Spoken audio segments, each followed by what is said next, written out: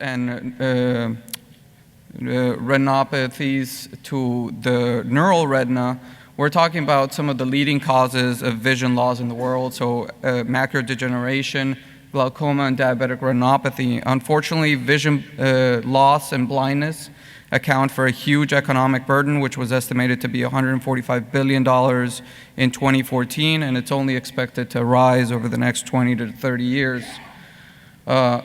Vision loss and blindness remains to be one of the top 2 health concerns among the general population, with cancer and death actually coming in second and third. So people are very afraid of going blind because of the quality of life that entails. Today we're going to be talking about retinal neurons, like I said. The retina is a 7-layered structure, or at least the neural retina is a 7-layered structure in the back of our eyes. It's responsible for receiving the light, transducing that into an electrical signal, and then through the retinal ganglion cells, which form our optic nerve, project those electrical signals back into the visual cortex of our brain. Now, my focus is on retinal ganglion cells, how to generate new retinal ganglion cells from stem cells, and how to implant these cells back into the retina, hopefully to induce some regeneration. Retinal ganglion cells are the cells that are mainly affected by diseases such as glaucoma and diabetic retinopathy, as well as trauma to the head and traumatic optic neuropathies. Now, one of the central dogmas in central nervous system development and regeneration is that the central nervous system is something that's fixed, ended, immutable, and this was developed, or this was proposed, advanced by Ramon and Cajal over 100 years ago. And in his foresighted work, he decreed upon us, the science of the future, to, if possible, change this harsh decree. Now, I don't know if we're at that stage yet, but I know that stem cells are playing a big role in our advancements of regenerating neural tissues, and hopefully we will get there someday. So there's been a lot of talk throughout the conference about the duality in nature of stem cells, or if you want to call them medicinally stimulating cells, as Dr. Kaplan just alluded to. There's numerous slides of evidence showing that transplanted cells in the eye that do provide this trophic or paracrine support for deteriorating cells that increase visual outcomes over a short period of time. However, the main focus remains in cellular replacement, in can we get a new retinal ganglion cell layer to form the connections in the retina and then eventually transmit these signals back into the brain. Now, my lab focuses primarily on induced pluripotent stem cells, and I'll talk a little bit about that. However, I'd be remiss if I didn't mention some of the challenges to translation in cellular replacement, and this is true for any tissue in the body, but especially for central nervous system tissues, where functional repair is going to be found in somewhere in the intersection between ideal regenerative cell sourcing. We need cells that are capable of forming the different types of retinal ganglion cells or different retinal neurons. Cellular delivery or engraftment, like I said, the retina is part of our central nervous system, so getting cells to actually engraft and get past the blood-retinal barrier or the vitreal retinal barrier is a challenge. And finally, the million-dollar question is, how do we get these cells to integrate into the existing neural circuitry? How do we get them to project to the correct visual cortex targets? As we know, our retinas are mapped, pinpoint mapped, all the way back to our visual cortex, and that's what allows us to create this coordinate system that we guide ourselves by.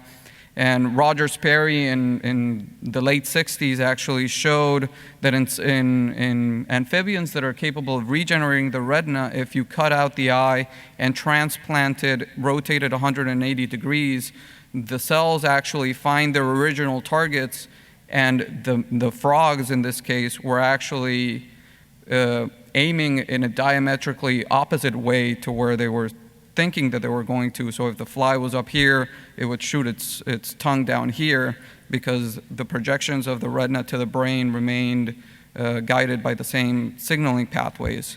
So one of the challenges in neural integration, especially in mammals, is figuring out what visual function or what vision patients that receive cellular transplantations are going to end up with. Is it going to be a scrambled image? How plastic is the brain to reinterpret some of these signals and regain our Cartesian coordinate system?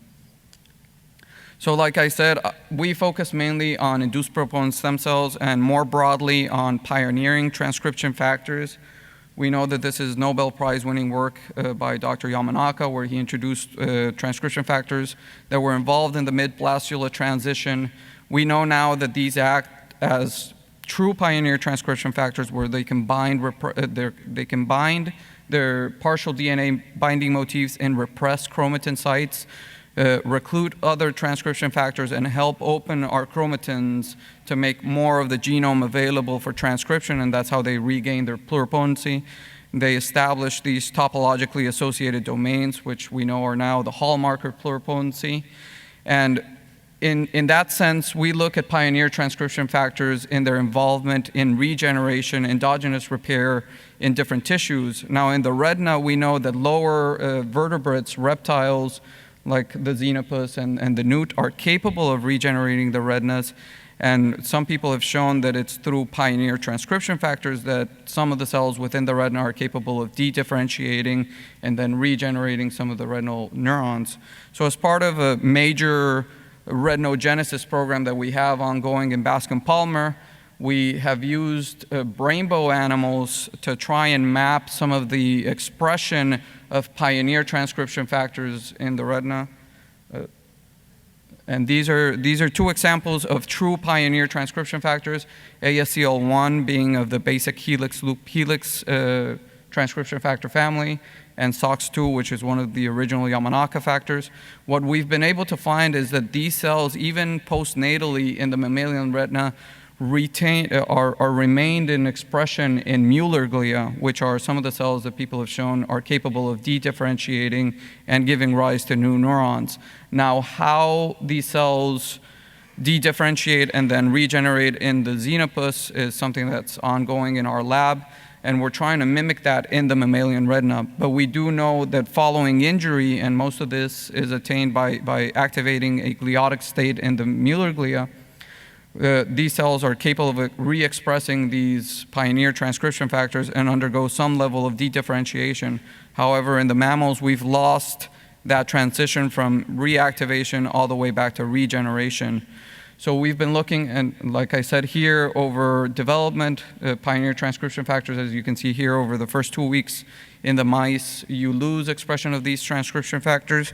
And if you look at publicly available DNA-seq data, you can see that over the first 2 weeks, the DNA's hypersensitivity regions around the promoters of these two genes actually get silenced. They get clumped up into repressed chromatin.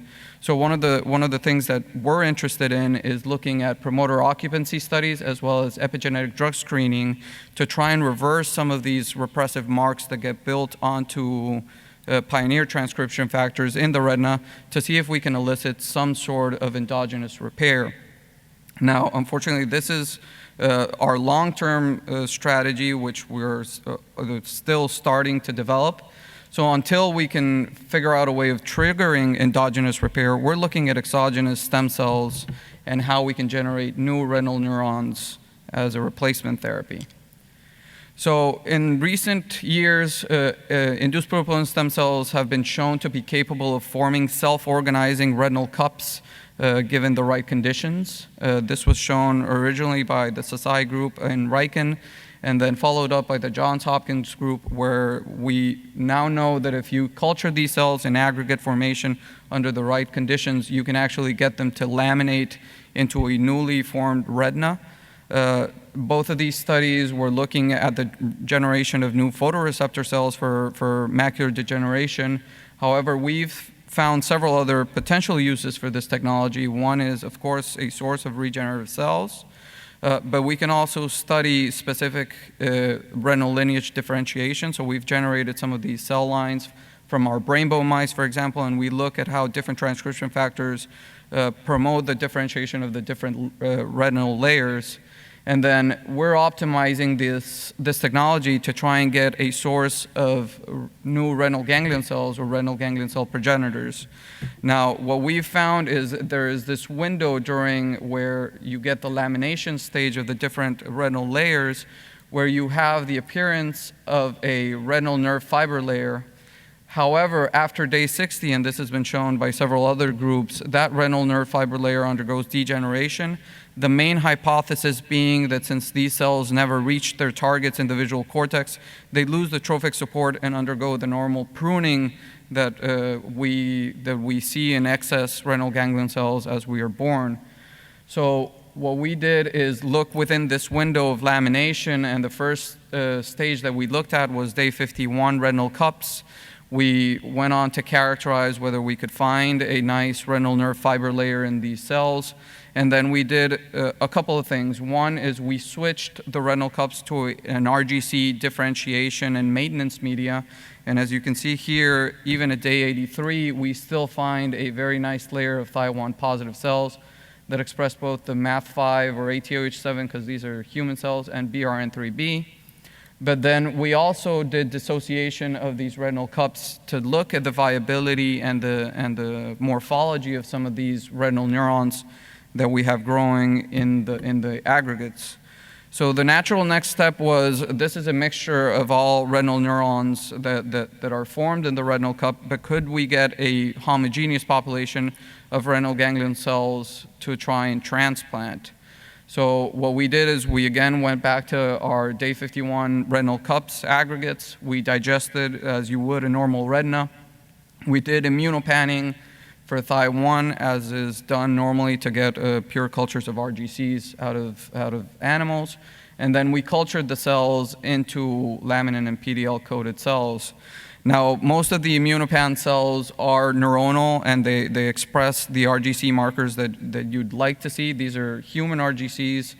The cell viability that we were able to achieve is greater than 80%. However, the drawback here is that cells that were capable of extending any discernible neurites were less than half. There were actually roughly 38 to 40% of the cells actually extended any neurites, which leads us to the question is, are we selecting these at the optimal time where we have a synaptic plasticity enough for the cells to extend neurites, but at the same time they are not fully mature neurons, which we know are not amenable for manipulation, for extraction and then transplantation. However, what we've been moving forward, and as we determined, so we've gone back into earlier stages in this lamination window to see if we can find an RGC committed progenitor that's not necessarily a fully mature RGC cell. While we do that, we've been looking at ways of transplanting these cells into the retina. Now, most people deliver cells through the vitreous, which is the most adequate and probably the straightforward way of delivering cells. However, from several studies, and this has been shown for many, many years, transplanted cells into the vitreous very rarely make it into the neural retina itself. It's very variable as to how many cells are actually going to engraft in the right retinal layer and whether they're going to form connections in there. Nevertheless, as we've talked about the duality of stem cells and their application in regenerative medicine, some people have shown that even in the vitreous, some of these cells exert a neurotrophic support on the underlying retina and promote its survival for a moderate period of time. So how do we improve transplanted cell engraftment, regardless of whether they're iPS-derived RGCs or embryonic RGCs, as some people are trying to do? And we've been focusing on modulating the inner limiting membrane. Now, the retina being part of the central nervous system is very well guarded on the back end, the front end, as well as the vasculature that runs through it. The inner limiting membrane forms the barrier between your vitreous body and your retina. So the front of the eye would be over here, and this is where most cells get injected into when you're trying to recapitulate this top layer. The inner limiting membrane is formed by the glial components, primarily by the end feet of Mueller glia, some displaced astrocytes, and it has a basement membrane component to it. The idea is, can we temporarily disrupt these connections between Mueller glia to try and enhance the engraftment of cells in the retinal nerve fiber layer or the retinal ganglion cell layer? So what we did is we took some samples for inner limiting membrane and we submitted them for unbiased proteomic screening through mass spectrometry. And we started looking or filtering out what was considered to be cell adhesions, tight junction markers, as well as other cell adhesion markers that we could attribute to end feet and tight junctions being formed by the end feet of the Mueller glia. And then we confirmed some of these by immunohistochemistry, and here you can see NCAM1 was found primarily in the inner plexiform layer of the retina, so it's probably not the best target to try and knock down, even temporarily. However, one of our first targets that we started looking at is cadherin-2 or N-cadherin, which we could localize very nicely with Mueller glia to the inner limiting membrane. So the first step here was to culture some Mueller glia out of mice and start looking at RNA interference targeting sequences to see if we can knock down N-cadherin and the cells would remain viable. We screened roughly 20 different sequences for an shRNA for N-cadherin. We could see a very nice knockdown both of the gene expression and the protein expression. And as you can see in culture, the cells lose their tight junctions and adopt a different morphology. And then the question became, can we deliver this in vivo? Mueller glia are notoriously for being difficult to transfect in vivo.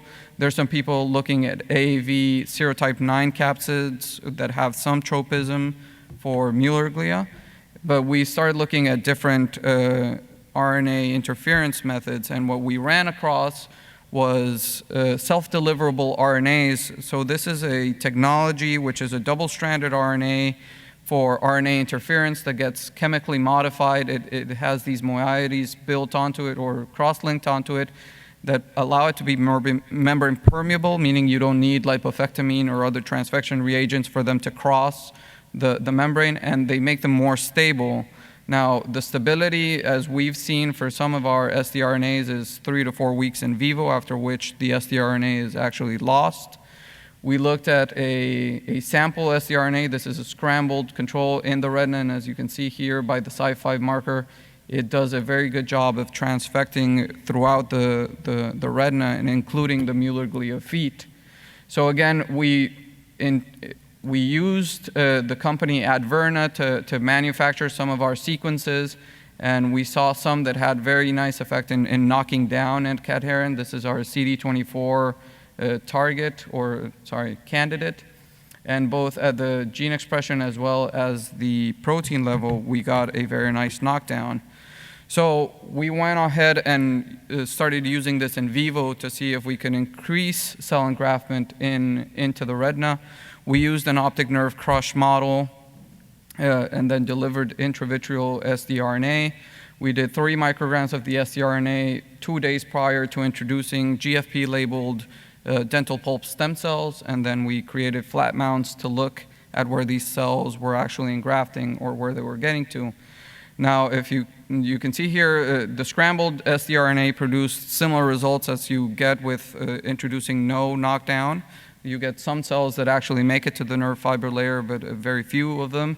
After we knocked down N-cadherin for a couple of weeks, we could see a vast number of cells had actually made it into the retina. When we went ahead and looked at 3D, you can see here in the control animals, the GFP-labeled cells remain on top of the retina, presumably sitting on top of the inner limiting membrane. This is the vitreous and this is your retina. Here, the nerve fiber layer is labeled in magenta, whereas after we treat with the N-cadherin opening sDRNA, we could get the cells to engraft better in there. And I have, again, these are videos, if you could play them, please. Yeah, so this is a 3D representation of what I just showed you in the confocal, showing that the cells sit on top of the retina in the control animals, and then the other video will show a very nice integration of the cells within the nerve fiber layer of these animals. So in summary, there is a potential source for endogenous regenerative cells within the mammalian retina, and we believe these to be the Mueller glia.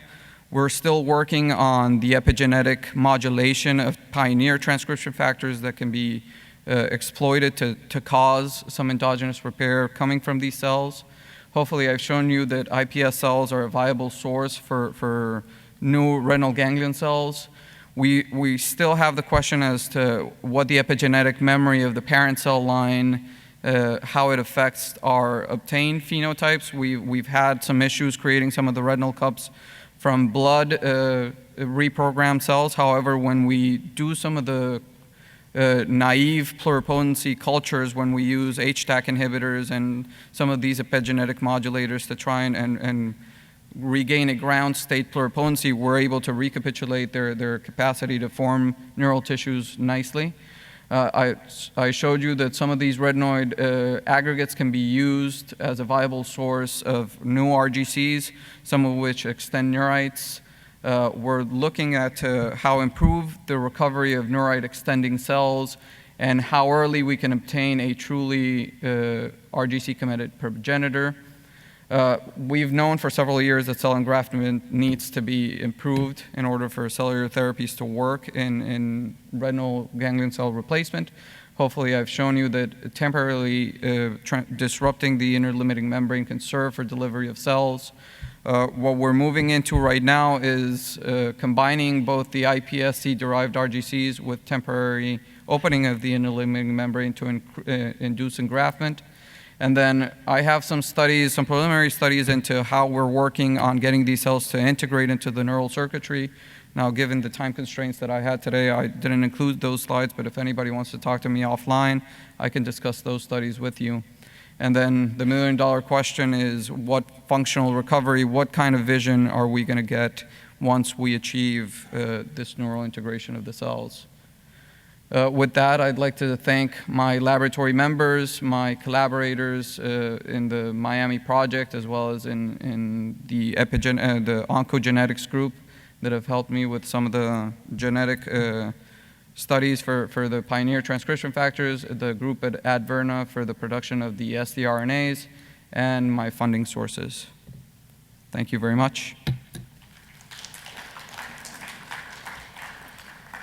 All right, now I'd like to introduce Dr. Jason Mayer. He's from Indiana University, and he also works on iPS-derived RGCs.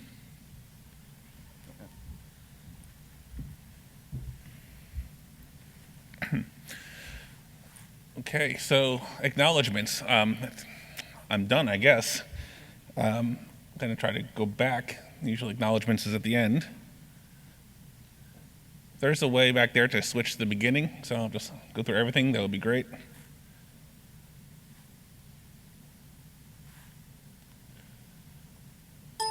There we go. Thank you. Okay, so it's my pleasure to talk to you today. I'm excited to talk to you about some of the work we're doing. I think that hopefully this will be quite complementary to the work you just heard about. My lab also works on retinal ganglion cells that we derive from induced pluripotent stem cells, and some of the applications that we can use these retinal ganglion cells for, with the focus so far largely on in vitro assays that can then be translated, hopefully eventually, to more in vivo applications. So, of course, to start off with, I will just refresh your memories from just a few minutes ago. Retinal ganglion cells serve a very important role in establishing the connection between the eye and the brain. And if this connection is ever severed through any kind of disease or injury, it leads to vision loss, to blindness. So as you can see on this diagram here, with our eyes,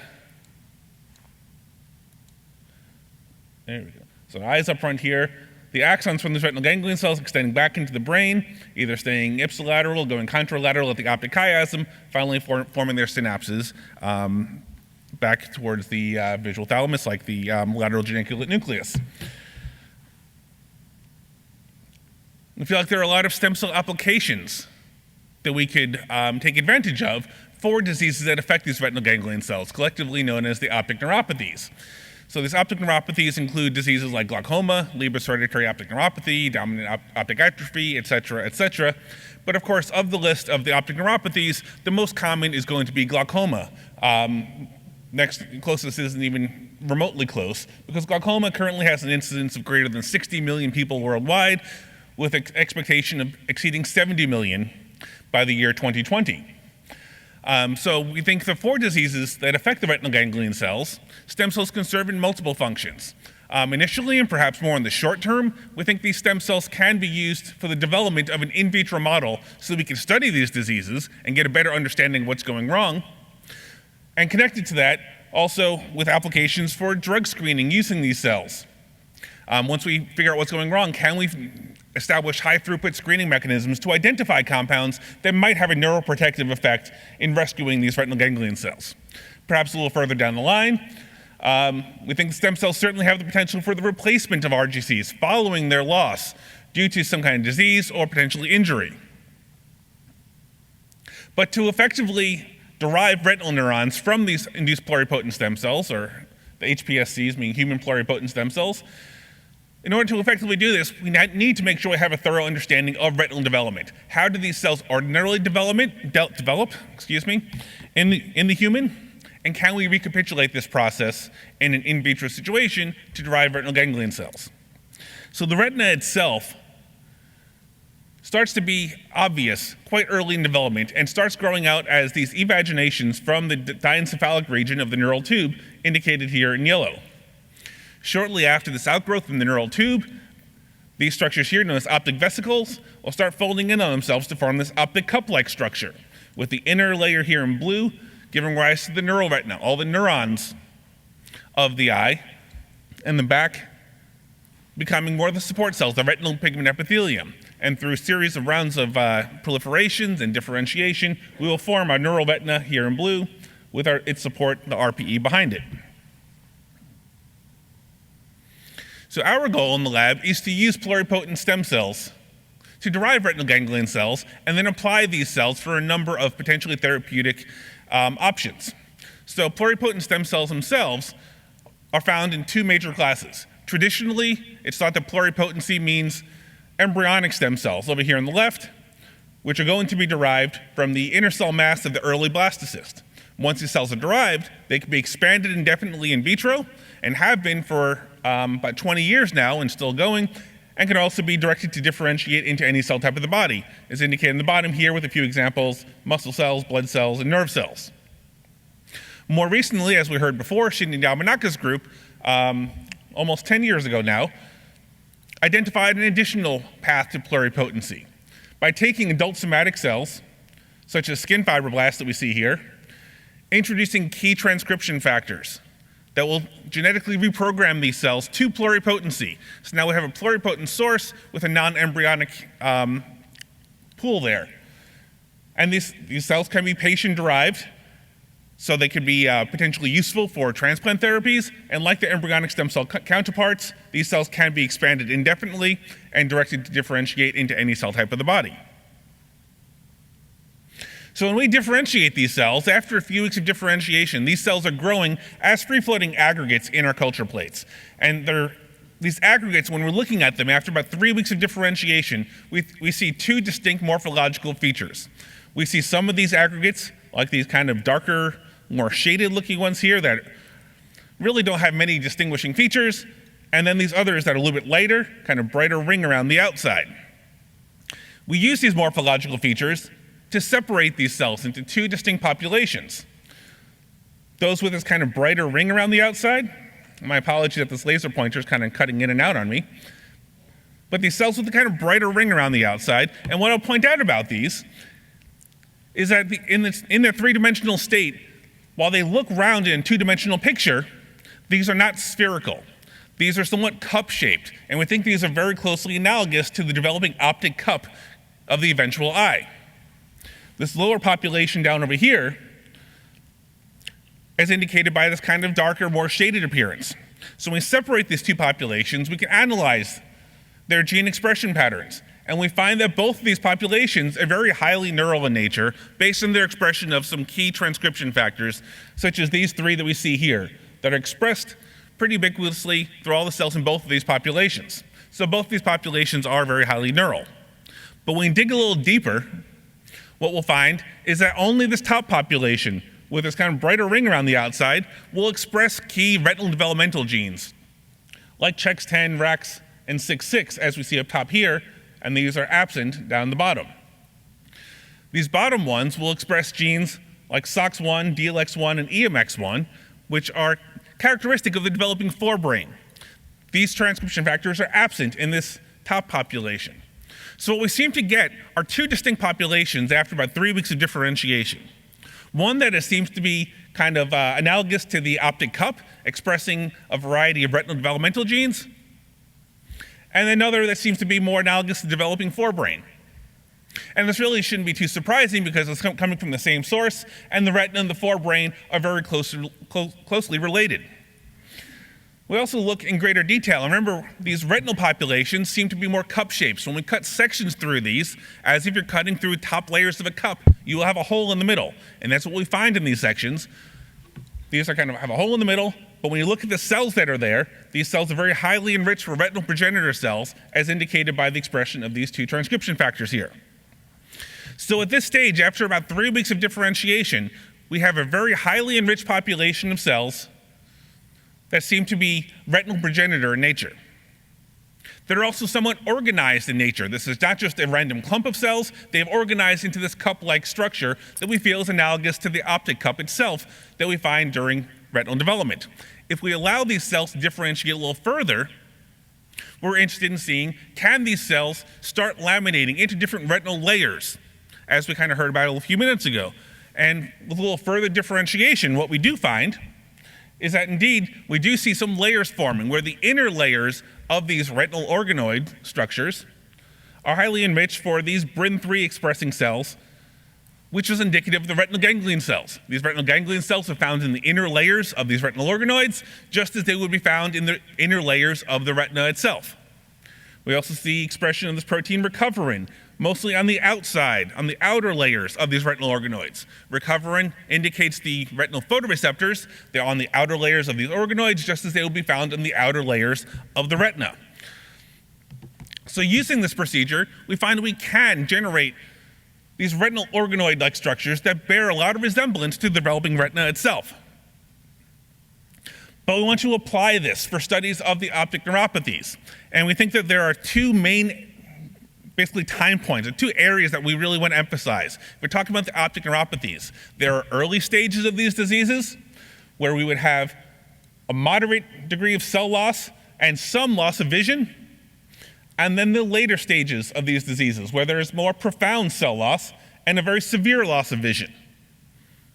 And I think these are two very distinct and important differences here, because I think the treatments that will be developed for each of these time points will probably differ quite a bit in nature.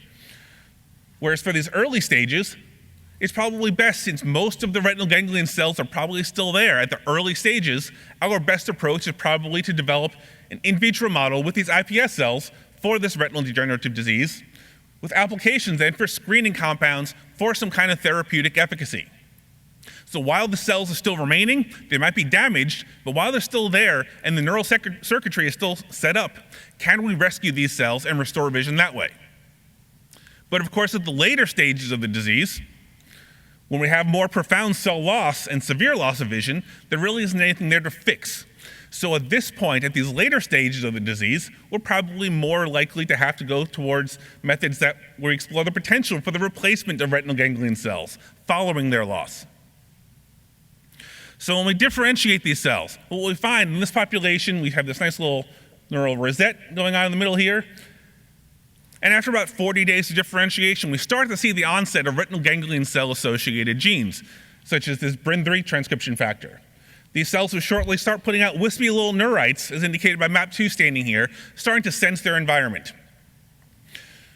Within just a few days to a week, what we find is that we have a number of retinal ganglion cells, as indicated in this picture on the right, with their neurites extending in many different directions, trying to make some kind of contacts and sense their environment. This is also a pretty efficient process. What we find is that about a third of all the cells we differentiate become these BRIN3 expressing retinal ganglion cells. We wanted to find out also about the functionality. Not only do they look like retinal ganglion cells, but do they function as such? So in this DIC microscopy image up over here, we see some of these cell bodies, and we're looking for some of the morphological features we would expect. including some of the longer neurites extending from these cell bodies. We initially identified these cells based on these morphologies that seemed to be retinal ganglion cell-like in nature. And then we did a patch clamp analysis to look for electrophysiological features. And upon doing this patch clamp analysis, we also filled these cells with the dye lucifer yellow, which is indicated here in green. So after our analysis, we confirmed these were indeed retinal ganglion cells based on the expression of BRIN3 in their nuclei. And of these cells that were confirmed to be retinal ganglion cells, we found these cells were capable of firing action potentials, as we would expect retinal ganglion cells to do. And in the retina, most of the action potentials being fired, or nearly all of them, one might argue, will be in the retinal ganglion cells. These cells also maintain a hyperpolarized resting membrane potential and exhibit inward sodium currents that can be blocked by the addition of TTX in a very voltage-dependent manner, as well as outwards potassium currents that can be blocked by TEA, also in a voltage-dependent manner. So what we find is that these cells not only appear to look like retinal ganglion cells, but appear to be functional in nature as well. So we want to then apply this to see, can we model features of the diseases affecting retinal ganglion cells, most notably glaucoma, because as I mentioned early on, this is a very prevalent disease with an incidence approaching 70 million people by the end of this decade. But especially in the Western Hemisphere, we typically associate glaucoma with elevated pressure within the eye. This is something that's going to be pretty difficult to model in an in vitro setting. So what we have turned to are some of the genetically inherited determinants of glaucoma, because we believe that these could be an effective tool for studying some of the basic cell biological functions of what's going wrong in glaucoma in the absence of elevated intraocular pressure. So we turn to mutations in a particular gene known as optineurin. And optineurin satisfies these criteria where this is a genetically inherited determinant and appears to have a lot of features that we would associate typically with the glaucoma-like process. So we've isolated some skin fibroblasts from a patient with a particular mutation in this optineurin gene, reprogrammed them to pluripotency, and to see here some colonies of these iPS cells we generated, stained for these pluripotency-associated genes. And in this mutation, this E50K mutation in the optineurin gene, it's a glutamic acid that's been mutated to a lysine. And this gene mutation has been conserved even after the reprogramming process. This is an autosomal dominant disease, so our N call right there indicates this autosomal dominant nature. And the karyotype of these cells remains normal. So even though this reprogramming process can sometimes be quite disruptive to the genome of these cells, in these lines that we have isolated, they are karyotypically normal. We then differentiate these glaucoma patient iPS cell lines to a retinal ganglion cell lineage, as I indicated before, initially through these optic cup analogous populations of cells that are highly enriched for retinal progenitor markers like CHEX10, and eventually we can isolate populations of retinal ganglion cells, as indicated here based on the expression of BRIN3, as well as things like MAP2 and the metabotropic glutamate receptors. But of course, if these are cells that are derived from a glaucoma patient, we need to have some kind of phenotype before we can then start looking into drug screening purposes. So as we're differentiating these cells, we run them in parallel with an unaffected cell type. So we have our controls up over here on the left, and our glaucoma patient cells here on the right. In the undifferentiated state, these are undifferentiated based on the expression of NANOG, we start screening these cells for indications of neurodegeneration or cell death, basically the activation of caspase-3. And in this undifferentiated state, you see very little red signal here, and there's no significant difference between the two. We start differentiating the cells towards the retinal ganglion cell lineage. They can become neural, and then retinal, and eventually retinal ganglion cells. And we don't see any difference between the two until we get to the point where they are retinal ganglion cells. And at this point, the retinal ganglion cells down below here are indicated in green based on the expression of BRIN3 in the nucleus. And we look for the activation of caspase-3, we still see very little in our control cells, but there's this huge explosion of activated caspase-3 in our patient-derived cells. So clearly there is a lot of neurodegeneration going on that seems to be specific for our patient cells and our control cells. And this is a very significant difference between these two lines. So there is a basal phenotype that we could identify in these glaucoma patient cells. So now that we have a phenotype, our next application of these cells would be to explore the potential for these cells for drug screening purposes. So if we look at this stage here where we have all this cell death going on, all this red activated caspase-3, we looked into some candidate neuroprotective compounds and can we establish a proof of principle that these cells can be used as a platform for drug screening purposes. And in parallel cultures, when we add some of these candidate compounds, like BDNF or PEDF here, we see a pretty drastic decrease in the activation of caspase-3, a decrease in the expression of this red signal here. This was found to be highly significant difference compared to our untreated glaucoma patient cells. So I think this data helps to establish a proof of principle that we should be moving forward now into more high throughput screening options to identify the most suitable candidates for drug development purposes, particularly for the early stages of glaucoma, while there are still cells there to rescue. And let's see if we can develop drugs to rescue these cells. But it then brings us not to the early stage of the disease anymore, we'll focus on the late stage of the disease, when there's a profound cell loss and a severe loss of vision. With this profound cell loss, it means that we don't really have much there to fix. We're past the point of trying to fix it, and we're trying to get to the point now where we are replacing these cells. So we'll explore the potential for replacement of RGCs following loss. And we saw some of this very nicely in the previous talk. For any kind of in vivo experiment, it's important to be able to effectively track these cells. So we have collaborated with Don Zak at Johns Hopkins University and are using a fluorescent reporter to help to identify our retinal ganglion cells, a red fluorescent reporter. And in these retinal organoids, remember before the retinal cells were in the inner layers, so you see our red signal in the inner layers here, it seems to be pretty specific. When we histologically analyze these retinal organoids, we still see our red signal in the inner layers, and they seem very tightly associated with ganglion cell markers like BRIN3.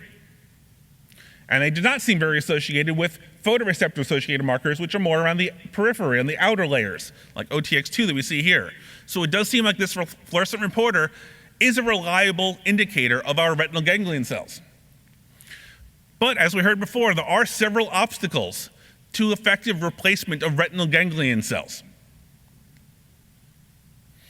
So to replace retinal ganglion cells in an effective fashion, it's going to require, well, probably many things. I'm putting 3 of the most broad topics I can think of. Each one of these can probably be broken down into a number of other topics.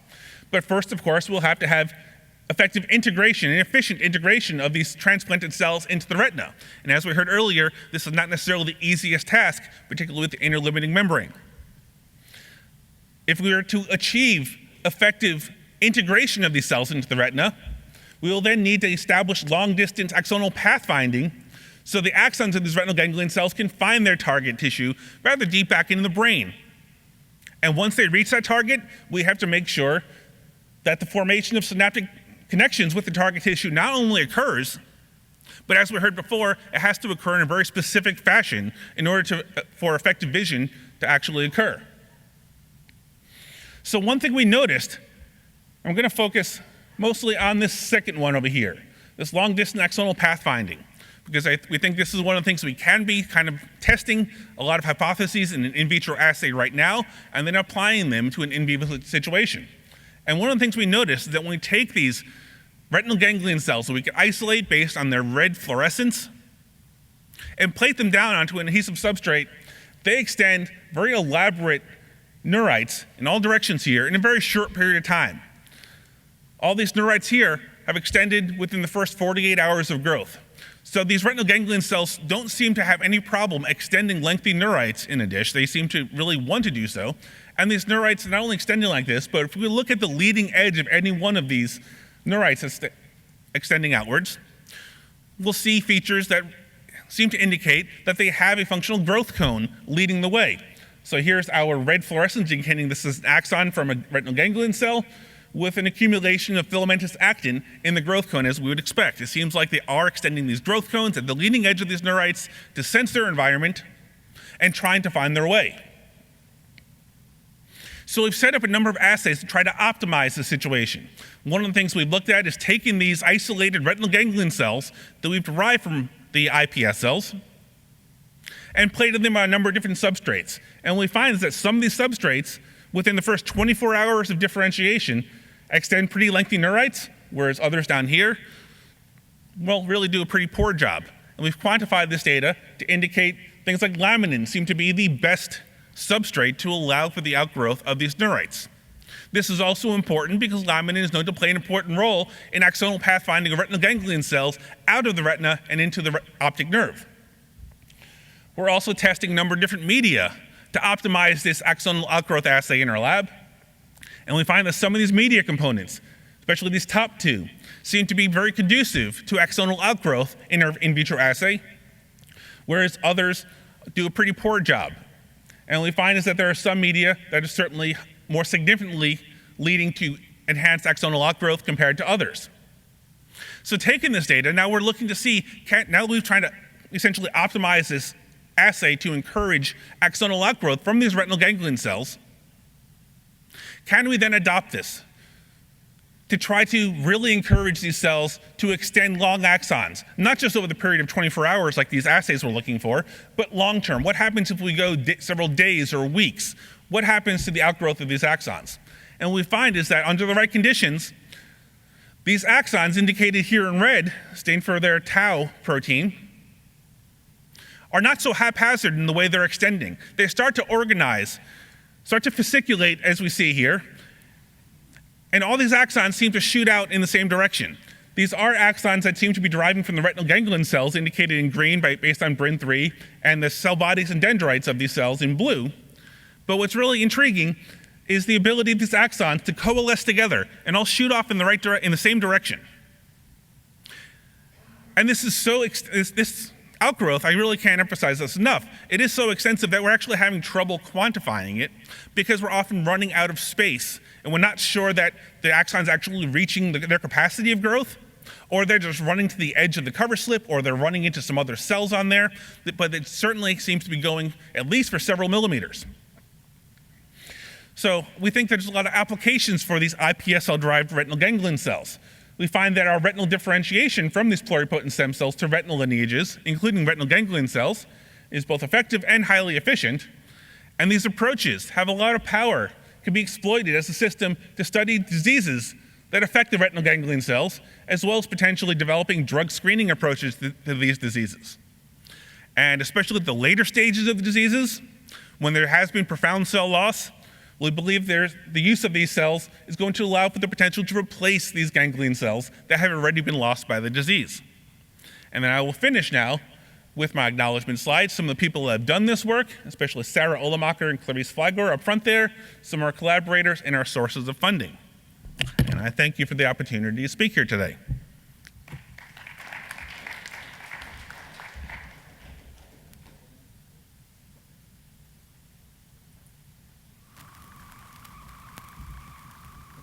I think we have a couple minutes in case there's any burning questions in the audience. Yep.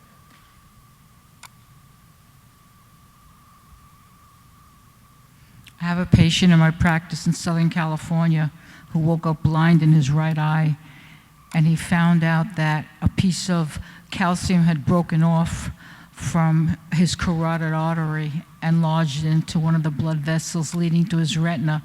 Do you have a referral for someone? I'm not sure if the obstruction needs to be removed first or if stem cells should be efficacious. I'm wondering if you could refer him to someone. Someone said Duke University. Do you have a physician in Southern California where between Los Angeles and Santa Barbara is where my practice is? We're not too far from UCLA. Yeah, no, I'm not really familiar with anybody in that region. No, sorry. Yeah. All right. Well, thank you very much. There was a. Oh yeah. There was a study in which they used a special AAV a vector to help transport, let's say, retina pigmented epithelial cells to the retina,